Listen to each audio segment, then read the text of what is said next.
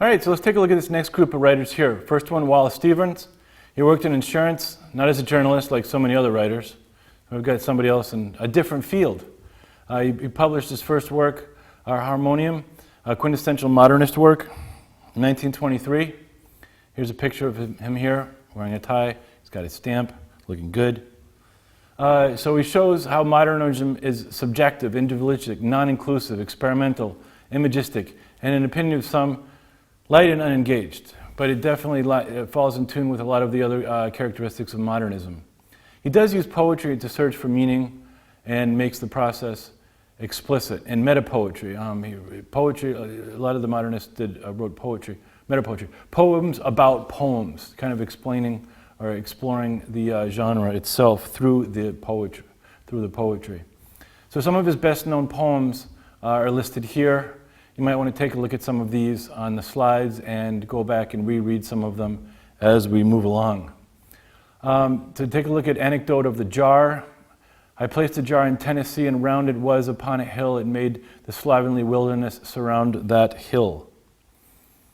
The wilderness rose up to it and sprawled around, no longer wild. The jar was round upon the ground and tall and of a port in air. And you can see here how the poem is just, it's just a description of this jar on this hill that he's laying out.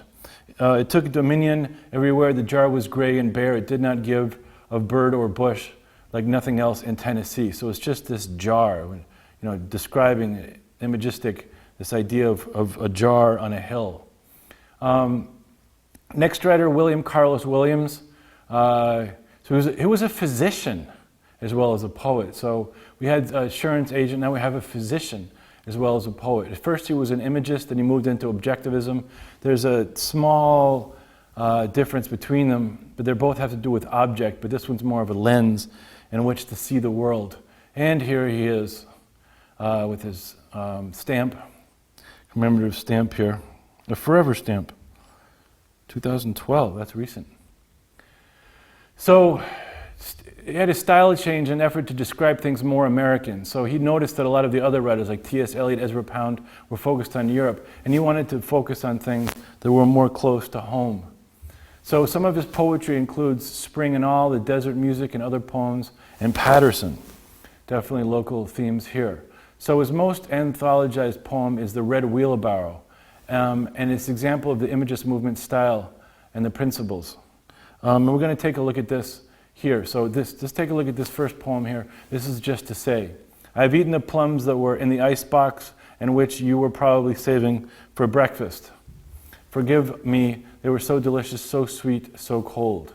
So you can see here how that poem is very short, and it just has, a description of one incident there. And this is the one that I was talking about, the anthologized one. This is the whole poem, The Red Wheelbarrow. So much depends upon a red wheelbarrow glazed with rainwater beside the white chickens. So it's just the red wheelbarrow. That's all it is. It's just very simply describing what that wheelbarrow is. And you can picture it. Just a few words, a great selection of words here. And then this is an excerpt from Patterson, an epic poem he wrote. The river comes pouring in above the city and crashes from the edge of the gorge in a recoil of spray and rainbow mists.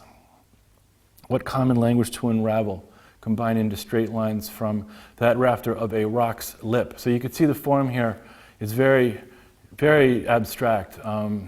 The whole thing, this whole part right here is in parentheses, you can see here. And it's split up, it's got a couple of lines here.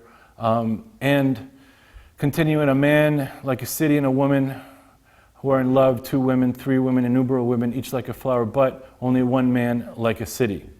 So, very moving way beyond Emily Dickinson here with the use of radical forms, radical syntax, vocabulary use, etc. So, next one, Ezra Pound. American poet who lived much in Europe and lived in Europe much of his life. He was one of the principal imagists. And you can see here how he connected this idea of imagism with the economy and precision of Chinese and Japanese poetry. Here's a picture of him. definite look of a poet there. He moved into vorticism, which is this, once again, we saw with Gertrude Stein, this effort to connect art to poetry. And very, very noble efforts indeed. He's best known for some of his works that are mentioned here. But one thing that's contentious about him, that at one point he was fascinated with Mussolini, and that had tainted some of his reputation at some point. But here we've got a poem in a station of the metro. It's Imagist style. This is the whole poem here. The apparition of these faces in the crowd petals on a wet black bow. So that's shorter than the Red Wheelbarrow. We're moving short into shorter poems with a lot of impact, and that was the point of that.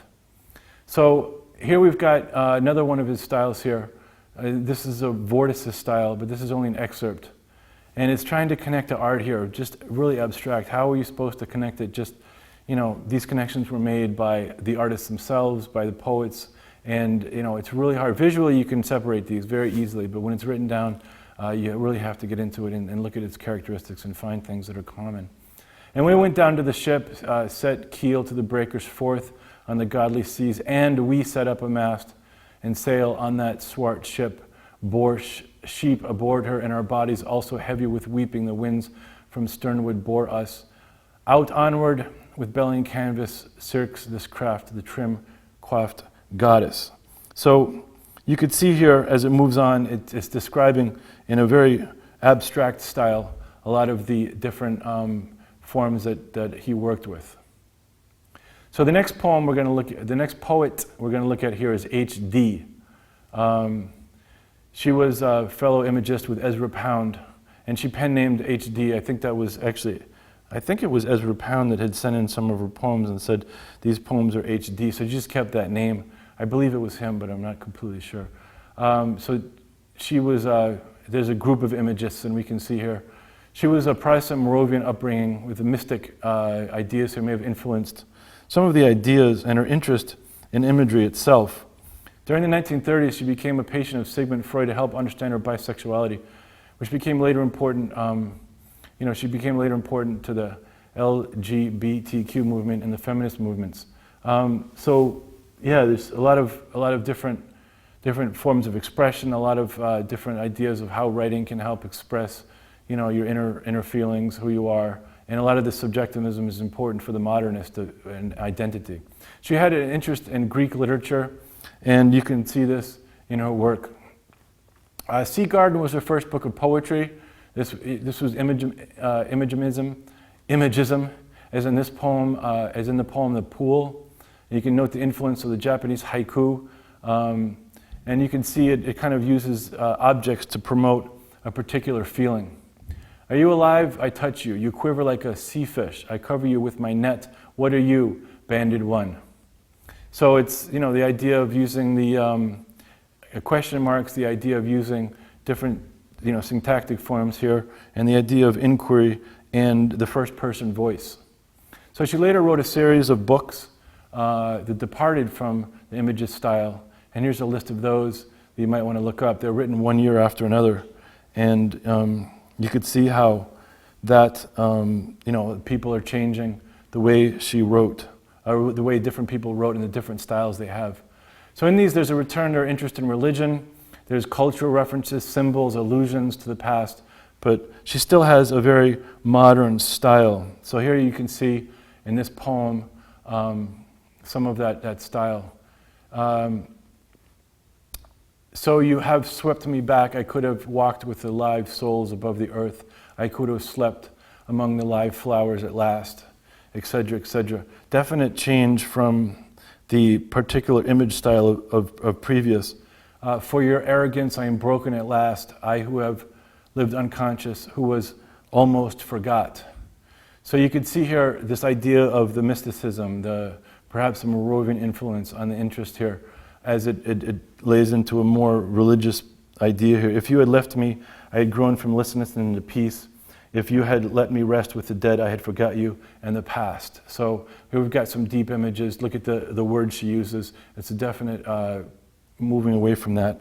And we can see here how this is a different idea of the poems that she wrote. So let's move on to the next section of poets.